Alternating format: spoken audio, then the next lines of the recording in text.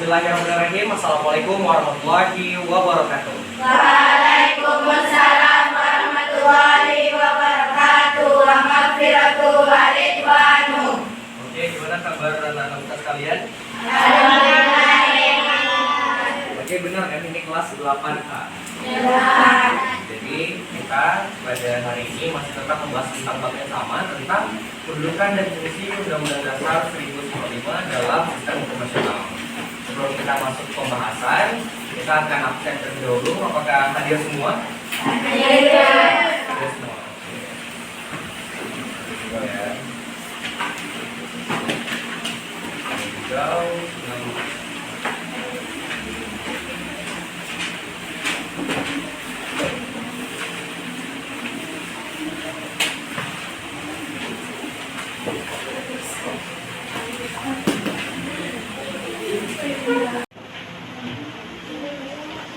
Oke, masih ingat gak kira-kira pembelajaran di pertemuan kita terakhir tentang kedudukan dan fungsi Undang-Undang Dasar 1945 dalam sistem hukum nasional itu seperti apa? Ada yang masih ingat? Di pembahasan kita yang terakhir.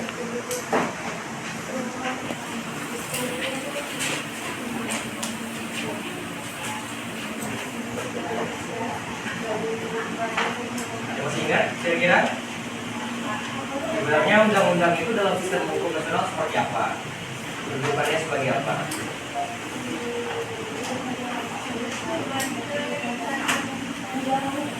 Ya, mengatur tentang ya pemerintah negara. Lagi?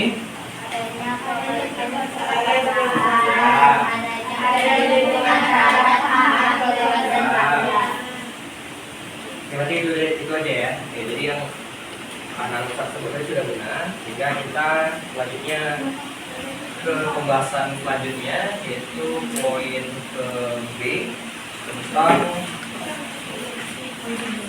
tadi saya kemarin.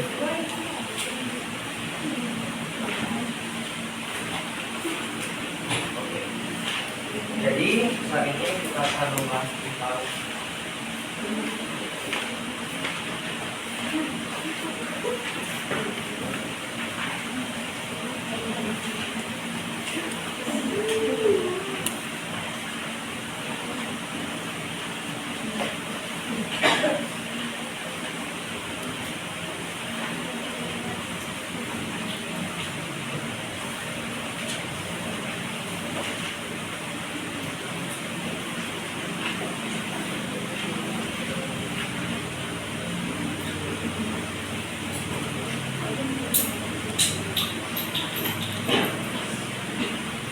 pada saat ini kita akan bahas tentang fungsi dan kedudukan Undang-Undang Dasar 1945 dalam sistem hukum nasional.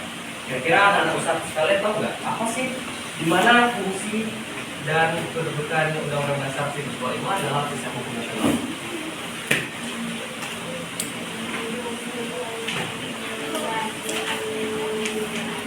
Ya, fungsi dan kedudukan kan fungsinya tujuan baru kita bahas.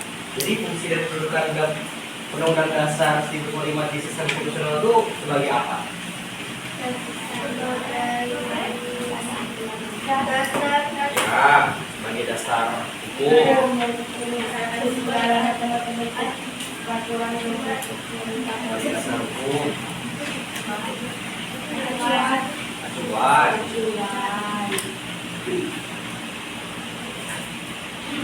Apa lagi kira-kira? Sumber. Apa lagi? Sebagai hukum tertulis.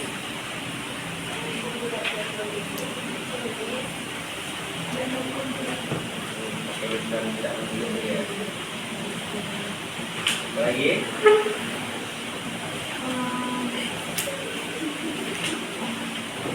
Sudah cukup ini aja?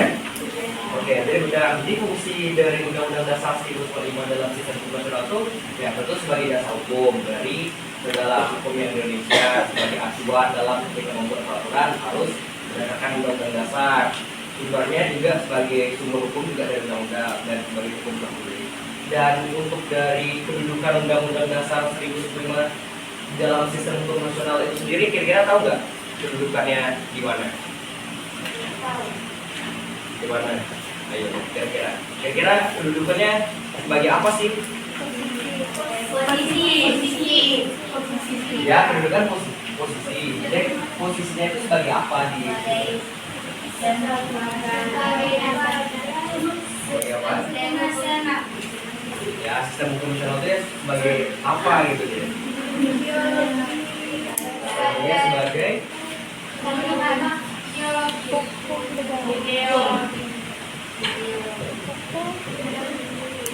hukum tertinggi. Kalau ideologi itu Pancasila. Digunakan sebagai hukum tertinggi ataupun sumber dari segala macam peraturan yang ada di Indonesia. Oke. Dan di fungsi Undang-Undang Dasar ini sendiri di dalam fungsi, ini untuk poin judulnya berarti sudah paham. Untuk dari fungsi fungsi Undang-Undang Dasar 45 dalam pemerintahan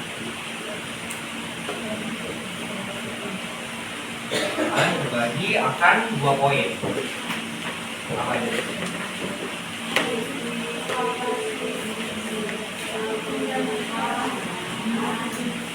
Pemerintahan ya. Apa tadi?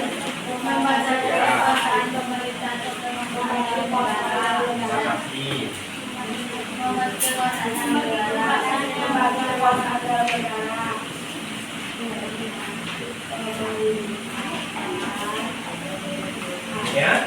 Kedua apa? Membagi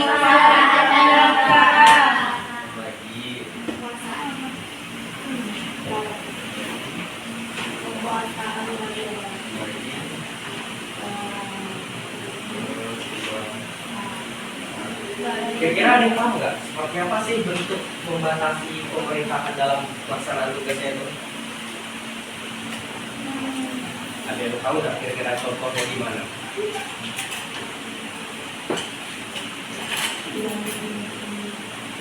Ada yang tahu? Ada yang tahu? Sudah tidak apa? Ya, apa sih? Kenapa ada undang-undang dasar ini membatasi pemerintahan? Ya agar tidak benar-benar ataupun ya sesuka hati gitu. Jadi apapun yang dilaksanakan oleh pemerintah, contohnya seperti apa nih? Contohnya seperti apa pemerintahnya? Nah, contoh pemerintahannya yang dibatasi apa dalam pelaksanaan tugasnya itu siapa contohnya? Contoh pemerintahnya? Ya Jokowi presiden. Apa lagi? Hah? DPR. Ya Jokowi kemarin juga masuk presiden. Apa lagi? Apa? Kementerian. Apa lagi? Gubernur, bupati dan segala macamnya. Pokoknya segala macam pemerintahan yang ada di Indonesia itu dibatasi pemerintah dalam pelaksanaan tugasnya sehingga tidak semena-mena. Jadi misalnya ketika gubernur buat peraturan, ya silakan pajak dinaikkan gitu, misalnya jadi 50% per masing-masing. Itu tidak bisa dilakukan karena itu bertentangan sama undang-undang, karena ya yang mengganggu lah dari kesejahteraan rakyat sesuai dengan undang-undang. Jadi segala macam itu yang dibatasi dengan oleh undang-undang sebagai hukum tertinggi sehingga pemerintahan dalam melaksanakan tugasnya tidak semena-mena maupun sesuka hati. Dan selanjutnya membagi kekuasaan. Kalian paham seperti apa sih bentuk membagi kekuasaan yang dimaksud dalam Undang-Undang Dasar 1945? Boleh lihat tadi? Apa itu? Jadi benar.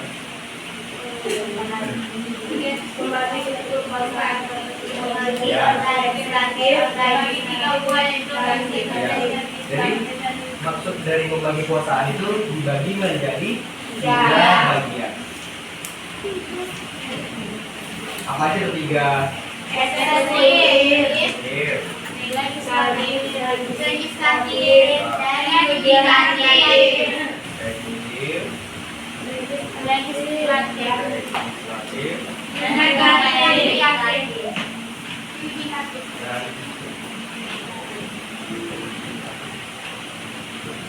ada yang tahu contoh dari eksekutif ini seperti apa? Ada yang tahu contohnya? Oke, jadi ya lembaga pemerintahnya apa contohnya?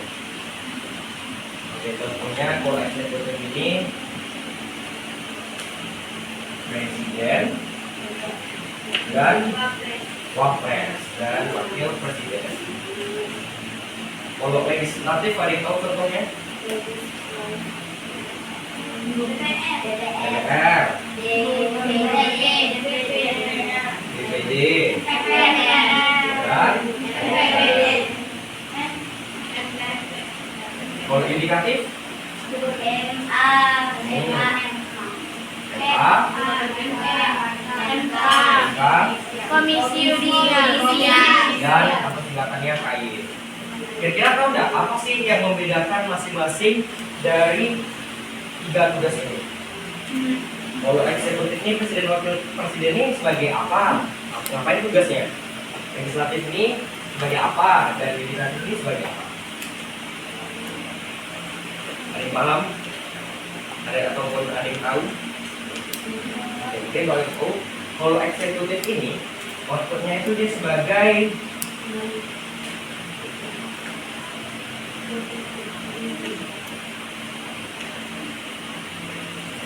pelaksana undang-undang. Jadi apapun yang berada di undang-undang dia sebagai pelaksana. Sedangkan legislatif ini dia membuat. Ya kan nggak DPR kan dia buat undang-undang berapa. Kalau yudikatif apa? Kan ini penerapan pelaksanaan sama presiden, membuat undang-undangnya legislatif. Sedangkan ini adalah lembaga apa yuk? Peradilan. Jadi buat undang-undangnya sama DPR, DPD dan MPR dilaksanakan oleh presiden wakil presiden. Ketika mereka melanggar, ada lembaga yang mengadili ataupun sebagai lembaga peradilannya. Oke? Ya contohnya ya kayak di kelas lah. Di kelas kan ada susunan masing-masing kan, bagiannya ada ketua kelasnya, ada wakilnya, ada bagian sekretaris, bendahara, ada keamanan, kebersihan. Jadi tentu itu ada tugasnya masing-masing ya. Nah, begitu pula dengan negara. Negara juga ada tugas dan tupoksi masing-masing sehingga mereka berjalan sebagaimana mestinya. Oke, sejauh ini ada yang mau ditanyakan? Atau mau dicatat dulu?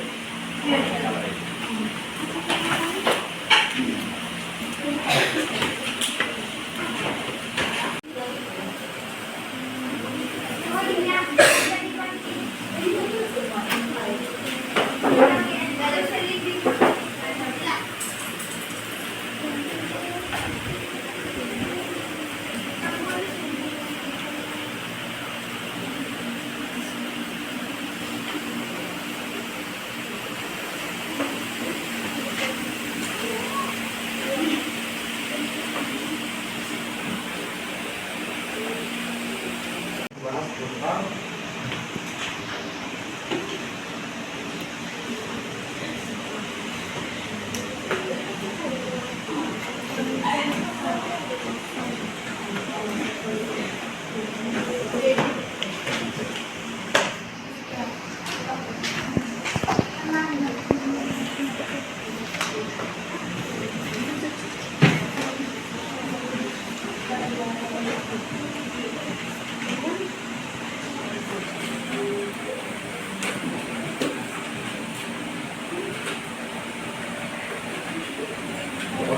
ketika mendengar tentang pasal-pasal undang-undang dasar atau batang tubuh undang-undang tahun 1945 ini, apa yang terlintas di pikiran anak-anak sekalian?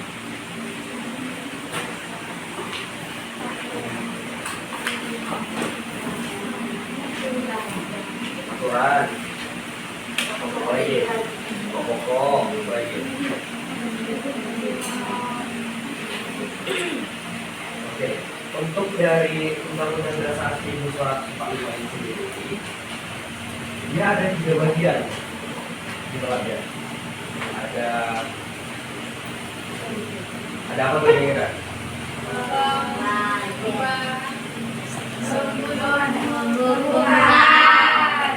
Itu baru selanjutnya.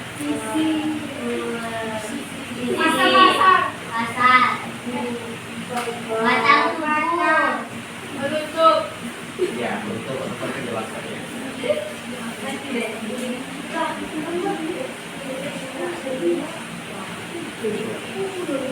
Jadi ada 3 pembagian dan yang tidak boleh dirubah itu pembukaan. Tahu yang mana bagian pembukaan? Enggak, bukan itu. Bagian pembukaan di undang-undang. Tahu yang mana enggak? Apa terdiri dari apa? Yang ada 4 kalinya itu, yang Undang-Undang Dasar Negara Republik Indonesia tahun pembukaan bawah sebelumnya sampai habis yakin itu bagian pembukaan. Sedangkan bagian batang tubuh itu berisi tentang pasal-pasal undang-undang, karena tuh pasal 27 ayat 3 pasal sekian itu yang masuk ke dalam batang tubuh. Namun yang kita bahas di sini bahwasanya batang tubuh ini sudah beberapa kali terjadi pelaksanaan apa? Enggak, ini yang di batang tubuh ini sudah terjadi beberapa kali perubahan. Perubahannya itu disebut dengan apa istilahnya? Ada tahu nggak kira-kira? Oke, yang biasa disebut dengan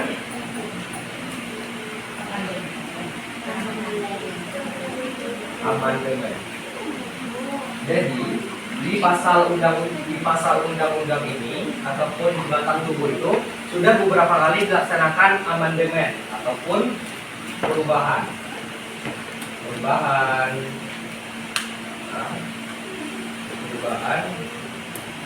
ataupun penyesuaian. Jadi sudah dilaksanakan sebanyak berapa tadi?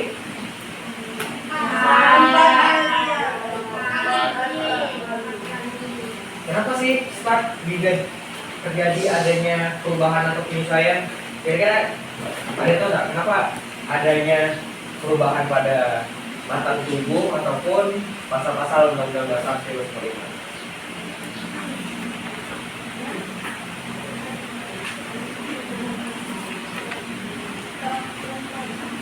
Tahu? Jadi sebenarnya itu ada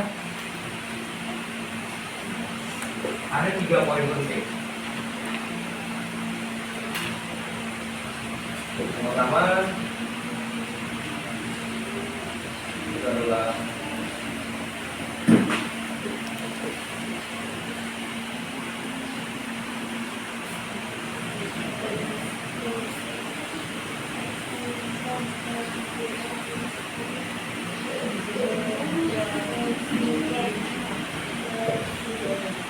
mempertegas sistem presidensial. Jadi yang dimana jelaskan bahwasanya kita dipimpin oleh seorang presiden. Karena seringkali beberapa kali dijelaskan yang dimana ingin merubah sistem di negara Indonesia karena banyaknya pengaruh dari sistem-sistem dari pemerintahan, sehingga ya sering terjadinya amandemen yang untuk mempertegas bahwasanya satu sistem negara yang presidensial yang dipimpin oleh presiden, bukan lagi yang dimana kuasa di MPR dan segala macam, namun presiden lah sebagai ulama tertinggi.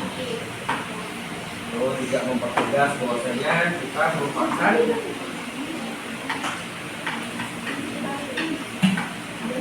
NKRI, Negara Kesatuan Republik Indonesia, karena seringkali ada sistem yang dimana ingin merubah negara Indonesia bentuk nusantara, bentuk yang federal ataupun hal lainnya. Kan kemarin juga ada yang mau merubah, ada Sumatera Tengah, yang dulu Riau ingin berubah dan segala macam, sehingga dibuatlah bahwasanya ya kita di bawah NKRI. Dan selanjutnya poin terakhir adalah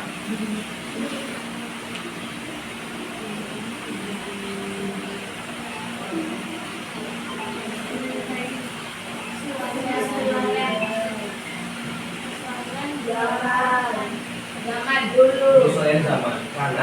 setiap tahun tentu ada perubahan kan. Contohnya mungkin kayak pelajaran orang tua kita dulu sama pelajaran yang sekarang kira-kira sama nggak? Beda.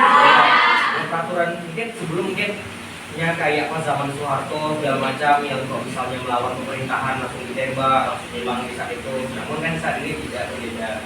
Sehingga itulah yang menyebabkan terjadinya amandemen di Indonesia.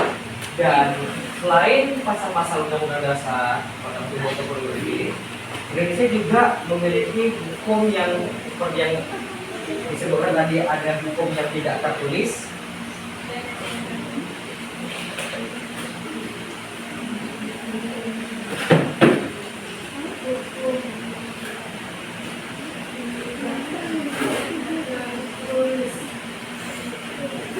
Tertulis yaitu apa? Yaitu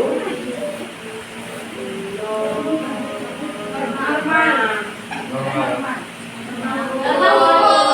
Jadi ada norma hukum yang merupakan kumpulan dari beberapa norma dan juga sebagai hukum tertulis yang untuk yang dimana ya juga mengatur kita. Jadi selain undang-undang dalam sistem pemerintahan, dalam kehidupan sehari-hari ada yang namanya norma hukum yang biasanya dilakukan dalam ya ataupun sebagai pengatur kita dalam sehari-hari. Sehingga ada tahu nggak contoh norma hukum dalam kehidupan sehari-hari seperti apa? Ada tahu kira-kira? Oke, lem. Lagi. Kan tadi kan norma hukum itu gabungan dari beberapa norma yang ada. Contohnya kok di pesantren kira-kira apa contohnya?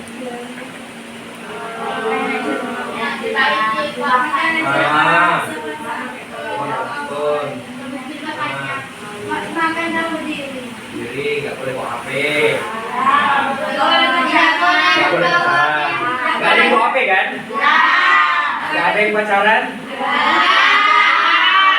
Itu berarti kalau misalnya ada nanti melanggar dari norma-norma yang ada di.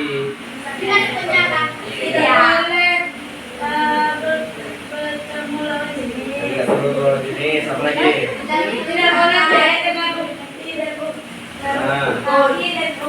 Banim sama Banet nggak boleh jumpa-jumpa.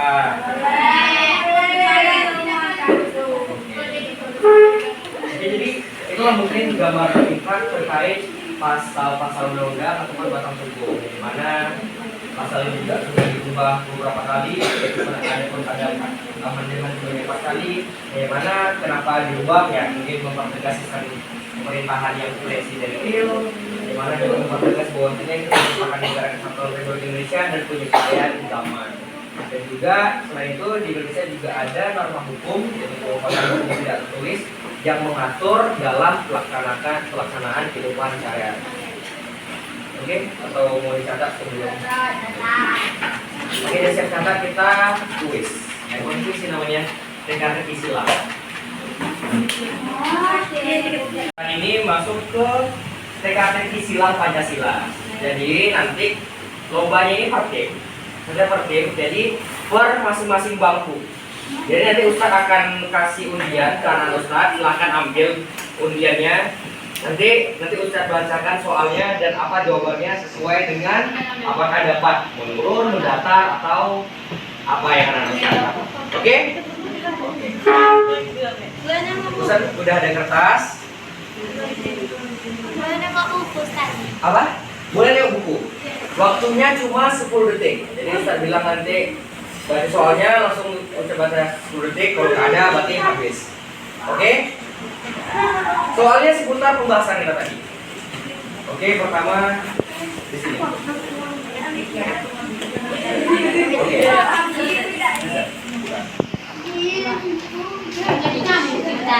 Hah? Berapa? Angkanya? Oke. Ini tunggu. Ini kelompok siapa namanya? Baby. Jadi silakan buat nama kelompok masing-masing ya. Ini kelompok apa? Depama. Kelompok Depama. Jadi apa tadi? Tiga apa tadi? Lima mendata. Berarti ini 5 mendata. Pertanyaan untuk 5 mendata. Mengubah mengubah atau memperbarui redaksi dan substansi konstitusi agar sesuai dengan kondisi bangsa pada zamannya disebut 10. 9, baru kita bahas tadi 8.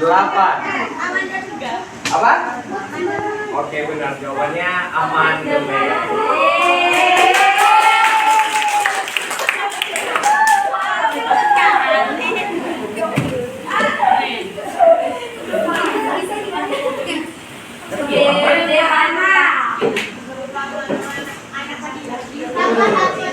Tabelnya kurang deh kayaknya. Tabelnya yang ya. Tambahin aja. Amandemen.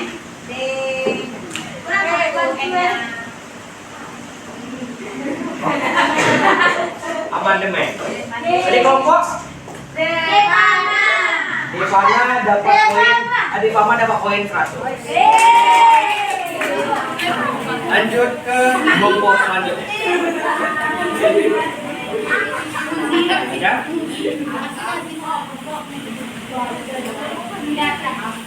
Berapa mendatar? 4 mendatar. Berarti ini. Undang-Undang Dasar 1945 ditetapkan sebagai titik-titik negara Republik Indonesia dengan jumlah kata 4, 7, 10 kata. Undang-Undang Dasar 1945 ditetapkan sebagai apa di negara Republik Indonesia? 10, 9, 8, 7, 6, 5, 4. Tadi kita bahas 3, 2, 1. Apa jawabannya? Apa? Apa nih jawabannya nih? 3, 2, 1. Bilang. Apa? Oke, salah. Oke, depan masih. Kelompok lain masih ada. Ya, Apa? ya, tadi barusan kita bahas sama Ustazah tadi. Dapat apa? 4 menurun. 4 menurun. Oke. 4 menurun dengan 6 kata. 4 menurun. Nilai dasar demokrasi yang terpenting adalah kekuasaan tertinggi ada di tangan 10, 9, 8. Siapa nih kekuasaan tertinggi? Ya. Siapa? Kekuasaan tertinggi itu berada di tangan siapa? Cuma 6 kata. 10, 9, 8, 7, 6, 5, 4, 3, 2, 1. Jawabannya? Apa jawabannya?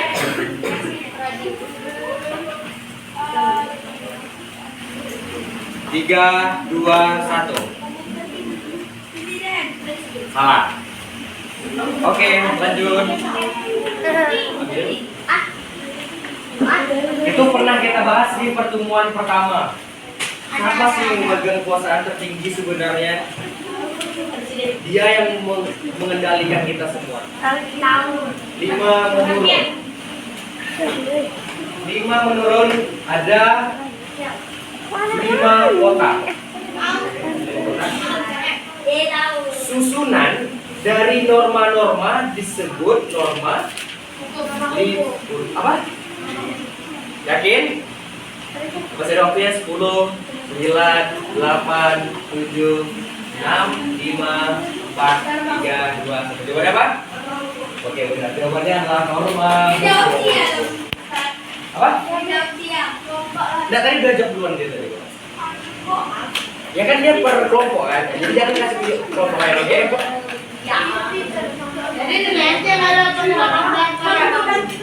Oke. Ingat, jangan tunjuk kelompok lain. Apa? 2 2 menurun. 2 menurun. Ini 4. Ini jawaban terakhirnya huruf A. Udah ada bayangannya. Oke. 2 menurun kan? Menurut Carl J. Friedrich, pembagian kekuasaan yang efektif dalam suatu negara dilakukan dengan jalan membagi kekuasaan atas berapa bagian? 10, 9, 3. apa? Oke, jawabannya 3. Apa itu 3 tuh? Eksekutif, legislatif, dan yudikatif. Oke. Kelompok apa? Nama kelompoknya apa? Kedaluannya. Nama kelompoknya apa? Karini, oke. Apa? Oke, selanjutnya nih.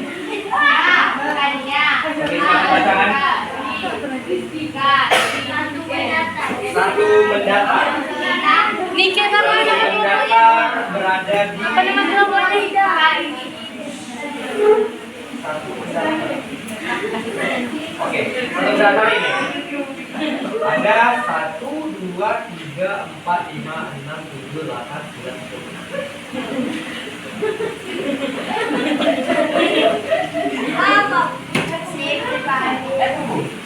Orang. Bentar. Iya nih, satu mendatar ini. Oke, depannya T, belakangnya 2 mendatar tadi kan? Apa tadi? Undang-Undang Dasar tahun 1945 merupakan landasan dasar hukum yang Undang-Undang Dasar tahun 1945 merupakan landasan dasar hukum yang tadi ada pusat tulis tadi. 10, 9, 8, awalannya T. Berapa huruf? Ada 23, 8, 10, 9, 8, 7, 6, 3, 2, 1. Jawabannya apa? Awalannya T. Apa? 3, 2, 1. Apa jawabannya? Ayo, sebelum di Ustaz hanguskan nih. Oke, hangus. Lanjut. Berapa? 3 mendatar. Ini ada 10. 1, 2, 3, 4, 5, 6, 7, 8, 9, 10. 3 mendatar. Pembagian kekuasaan menurut fungsinya. Pembagian kekuasaan menurut fungsinya merupakan pembagian secara apa? Ya, ada 2 sistem pembagian kekuasaan. Ada menurun, ada mendatar. Jadi apa sih sistem pembagian kekuasaan secara horizontal itu? Contohnya seperti eksekutif, yudikatif, sama legislatif. Jadi mereka setara, cuman bedanya pembagian tugasnya masing-masing. Oke, kelompok terakhir. Nanti ini rebutan.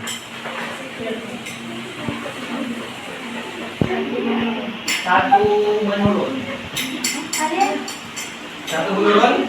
Ada 3. Jawaban awalnya H. 1 menurun. Salah satu isi sumber hukum tertinggi di negara Indonesia berisi tentang 10, 9, 8. Dia kependekan nih, kependekan dari kalimat panjang dia pendek. 7, 6, 5, 4, 3, 2, 1. Jawabannya apa? 3. Jawabannya HAM.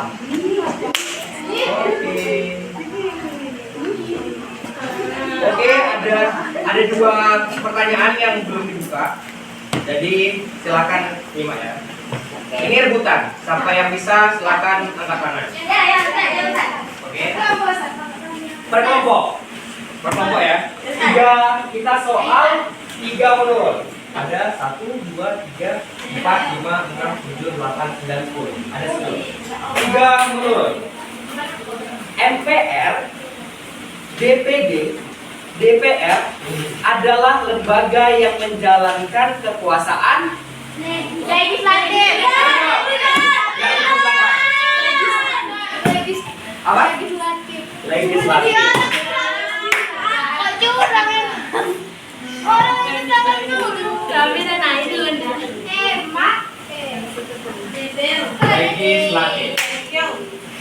Jadi tadi kita jawab dua soal tadi ya. Oke, berarti 200 poin. Angkat, makanya angkat tinggi-tinggi langsung ya. Kalau misalnya sekiranya udah tahu langsung aja. Tadi kalau tunjukkan tuh ya. Pertanyaan kami lagi, Ustaz. Kami udah tahu jawabannya. 2 mendatar. Ini. Iya, Ustaz itu. Iya, 2 mendatar. Iya, Ustaz tambahin lagi ya. Belum.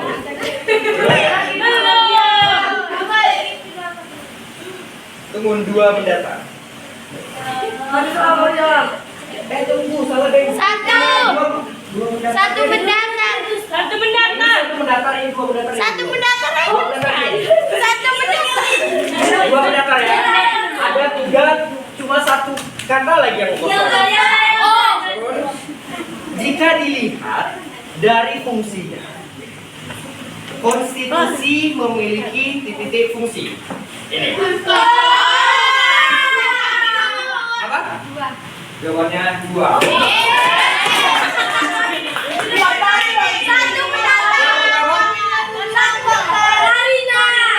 Udah jawab berapa pertanyaan? 2.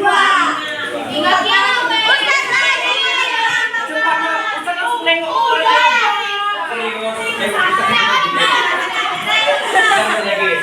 Yang belum mana yang belum?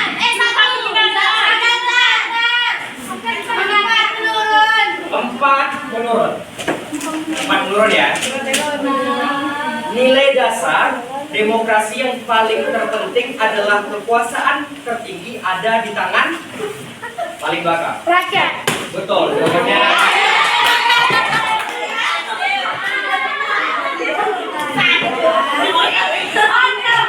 Berapa poin udah? 2.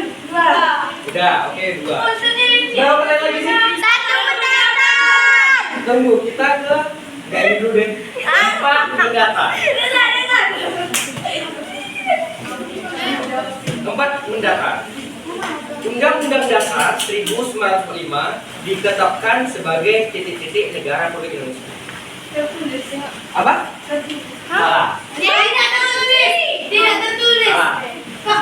Ada lagi yang jawab? Ulang ya. Undang-Undang Dasar 1945 ditetapkan sebagai titik-titik negara Republik Indonesia. Konstitusi. Oke, benar. Konstitusi. Itu satu lagi, Pak. Yang berapa poin? 1. Tuh tadi yang udah 200 poin siapa aja tadi? Oke. Jadi karena 200 poin ada 3 kelompok, pertanyaannya untuk 3 kelompok itu. Oke. 3 kelompok itu. Untuk menentukan siapa sih pemenang di teka-teki silang ini. Apa? Enggak, ini bukan masalahnya, ini untuk masalah pengetahuan dan tahu aja. Itu tadi 2 ya? Satu mendatar. 1 mendatar. Ini ada untuk 3 kelompok. Undang-Undang tahun 1945 merupakan landasan dasar hukum yang Tertulis.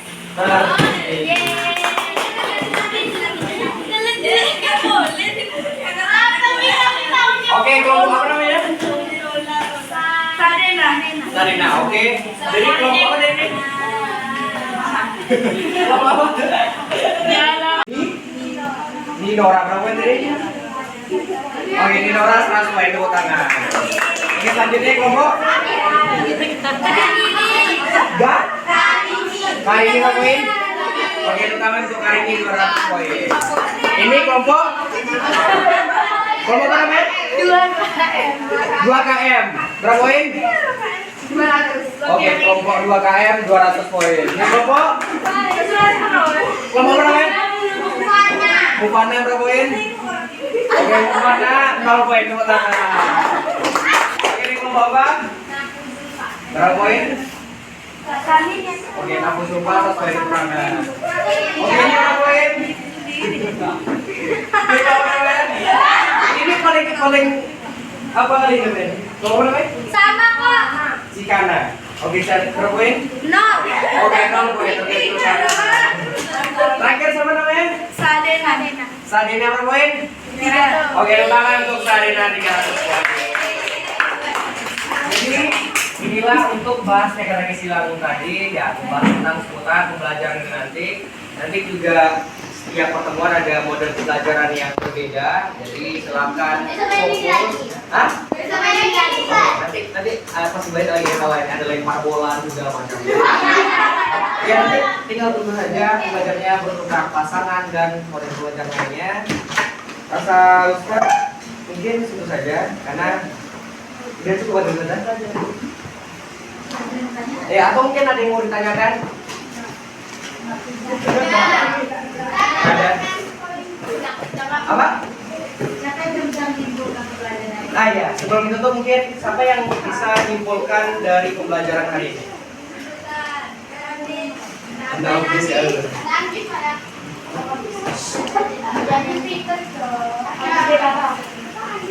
Ada? UUD sebagai dasar negara, apalagi? Kesimpulan dari pembelajaran kita tentang fungsi dan kedudukan Undang-Undang Dasar 1945 tentang pada sistem hukum nasional. UUD sebagai dasar negara. Yang ini apa lagi? Tutup biar kita kesimpulan dulu. Oke, hukum tertulis, apa lagi? Nomor hukum tertinggi. Rakyat. Konstitusi. Belum tahu dan musikal. Jadi begitulah tentang visi dan kehidupan Undang-Undang Dasar yang merupakan sebagai sumber hukum tertinggi yang ada di Indonesia, di mana itu mengatur tentang pembagian kekuasaan serta mengatur pembatasan pemerintahan. Mungkin itu saja untuk kelas hari ini. Jangan lupa belajar karena di minggu depan bakalan ada kuis lagi ataupun model pembelajaran lainnya. Oke, itu saja. Ustaz mohon maaf apabila ada kesalahan selama pembelajaran. Ustaz tutup dengan wassalamualaikum warahmatullahi wabarakatuh.